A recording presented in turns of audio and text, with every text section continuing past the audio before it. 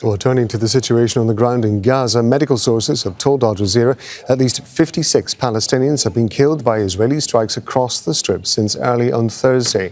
One of the attacks hit a school in el-Balah, killing 28 people. Hundreds of displaced people were sheltering there at the time of the attack. The injured were taken to Al-Aqsa Hospital. It's the latest in a series of Israeli attacks on schools housing Palestinians across the Strip. Hani Mahmoud is joining us from el-Balah in central Gaza. So yet another UN school attacked. People have lost their homes, being left even more vulnerable.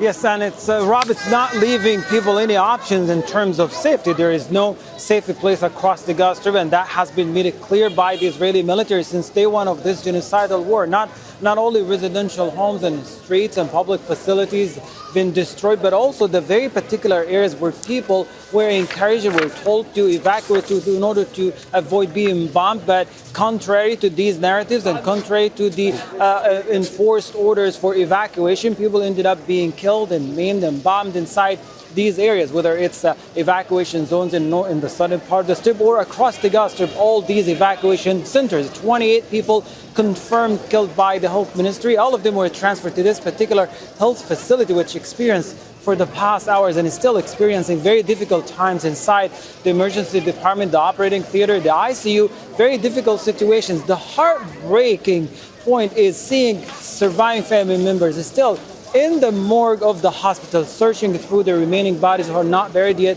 looking for marks, looking for anything that could lead them to the bodies of their children, the bodies of their family members or relatives inside the morgue. One particular scene that is haunting all of us here as a whole team is a scene of a mother next to the body of her son inside the morgue, simply because there is no surviving family members left to help her to bury the body of her son. Another scene with the husband who recognized the body of his wife by the clothes she was wearing. A third scene of a father recognizing the body of his son by a birthmark on his left thigh.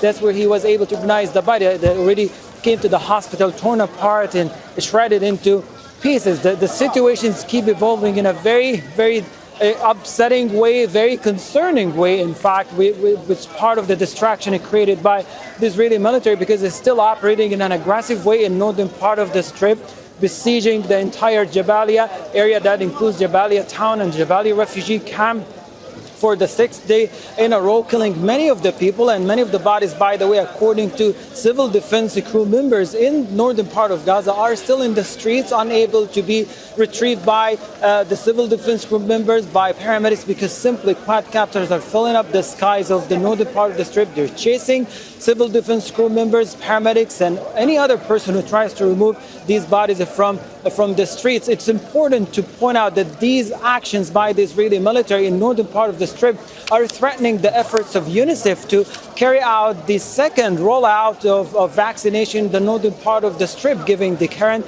evolving situations. The ground operation that is quite aggressive so far, destroying many of the facilities belong to, managed and operated by UNRWA. It will be very difficult to see how the vaccination rollout will take place within the coming days as the operations continue on the northern part of the Strip. Hani, thank you very much indeed. Hani Mahmoud from el-Balah there.